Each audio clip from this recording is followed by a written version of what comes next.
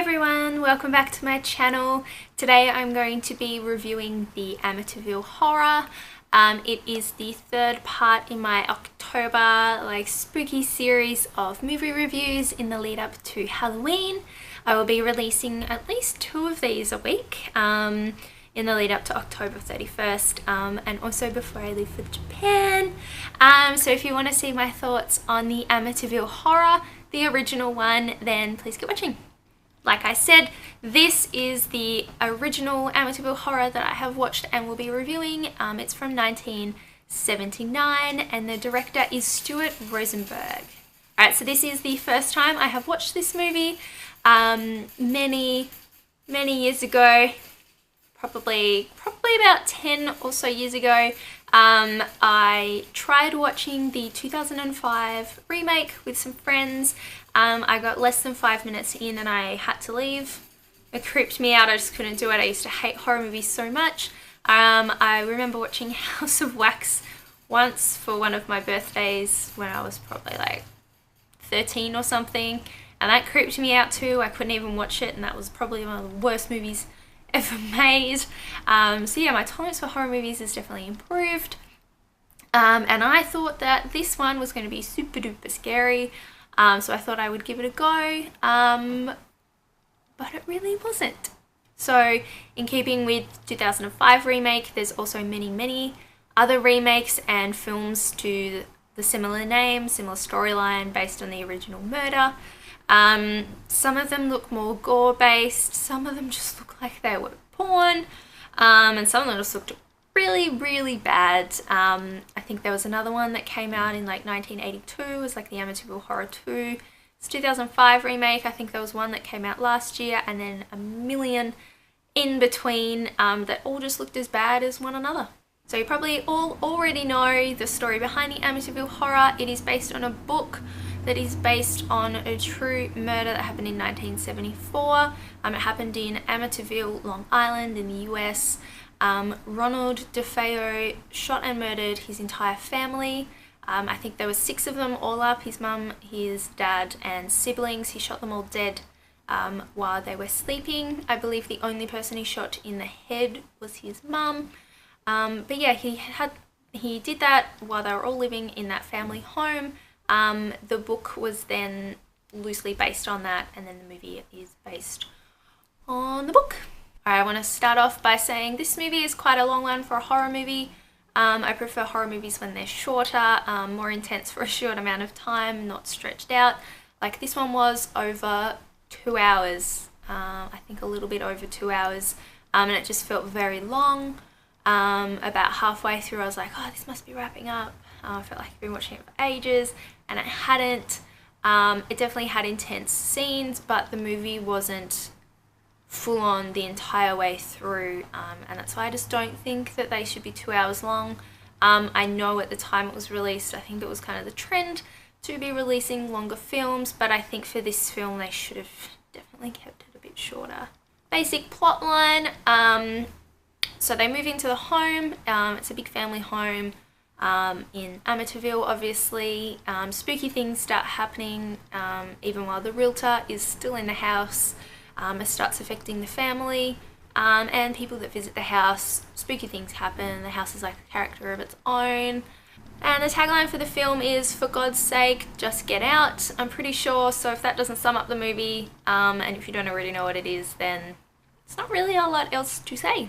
So I'm thinking that for around the 70s and the 80s that it was a thing to have the father in these kind of haunted house movies to be an asshole. It happened in The Shining. That's the whole movie of The Shining. And it's definitely a prominent feature for Amityville Horror as well. The house does start affecting the father. He becomes an asshole, just kind of hating on everything and denying that anything is going on in the house. And the mum, once again, she knows what's going on. She can sense that strange things are happening in the house. She tries to contact people externally, such as the church, and no one really wants to listen to her. No one believes her, or they do believe her and they just want to ignore it. So the parts where kind of external background characters come in such as the nun, who is the aunt to the wife, and also a priest from the church. When they come in, I find their scenes the most interesting.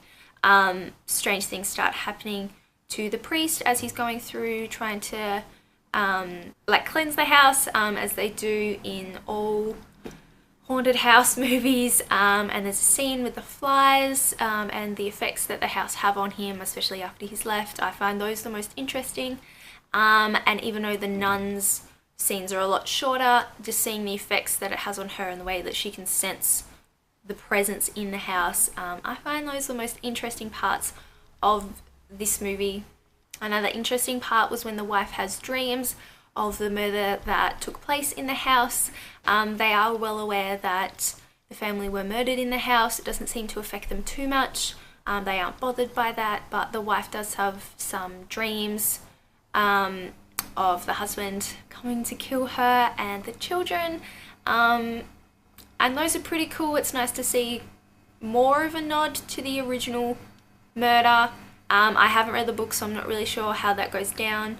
But it is very loosely based on it, and I know it's supposed to be just based in the house that it happened. But yeah, those were some of the cooler bits. Alright, speaking of cool bits, this movie is basically the birthplace for a lot of horror film cliches and kind of little trends that happen in even modern day horrors. So things like black ooze coming from the walls, a haunted house having a personality, having the church involved and coming in to try and cleanse the house, and also the house having a personality and eventually changing the people inside that are living there. So those are some things that I think this movie created, obviously with help of the book. It is a classic movie. It's one that everyone should see, blah, blah, blah. Sorry, I got interrupted. But yeah, seeing that the film is a classic, one that everyone should see, and given that it was the birthplace for a lot of horror traits, the movie itself doesn't actually have many good original reviews from '79.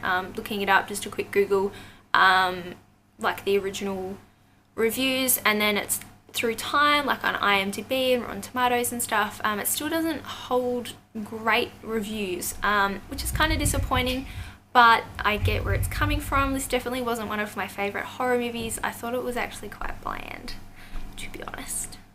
I just found that nothing was grabbing me. The story is so overdone, and I get at the time that it wasn't, but watching it now, and I don't really think that it holds up.